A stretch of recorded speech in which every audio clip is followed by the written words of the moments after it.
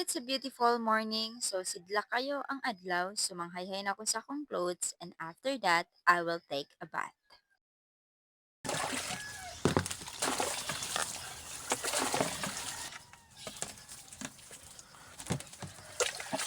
Fun facts about me, I'm a morning person, so early ang freshness.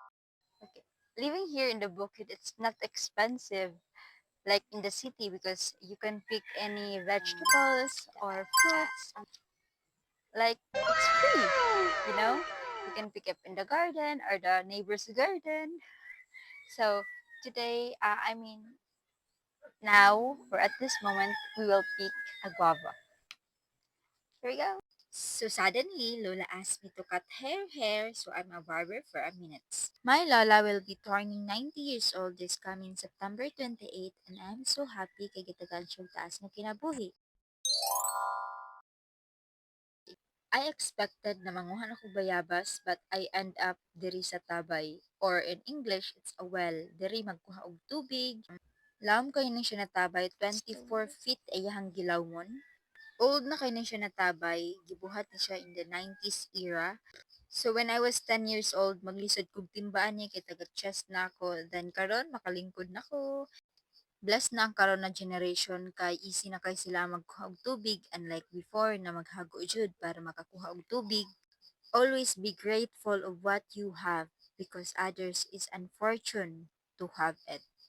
Since napuno na ang balde og tubig, it's time na para manguha og bayabas.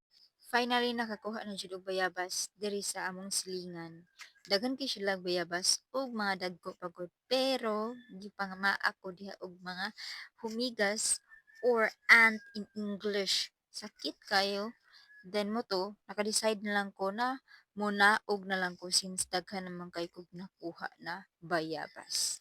Sakit na kay kung kamot diha gipamaak na ko sa mga humigas. So here we go, mao na ni tanan bayabas na akong nakuha ganina. Bisan pag gipamaak ko sa humigas, fights Japon kay mga dagko kayo mga bayabas. Then nag-crave sa ko og bayabas. So finally makakaon na jud ko. So mao ni tanan bayabas na akong nakuha didto sa among silingan. So fresh, just one. It's so fresh. Ama, limit ni siya kung naasay asin. Kotag asin. Okay, so naanatay asin. Let's eat.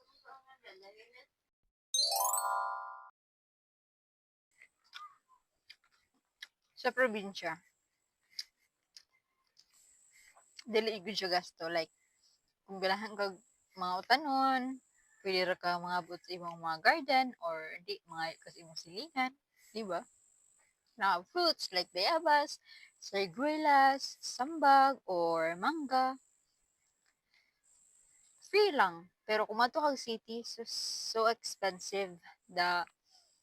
Marag ma-feel dyan nimo ang inflation at kung mato kag city. Pero in the province, chill.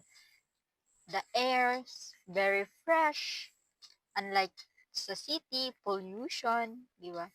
So, it's nice to live in the province wherein you can live peacefully, calm, the fresh air, and ang imong alarm clock, dili busina sa mga sakyanan, kun ang imong mamatan, kundi noises sa mga chicken. Mga tugtugaok. I like it.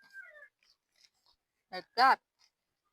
Before this video ends, I just wanna say thank you so much guys for supporting my channel. Your love and kindness is overflowing and I'm really grateful for that. I will end this video. I love you all so much. Subscribe!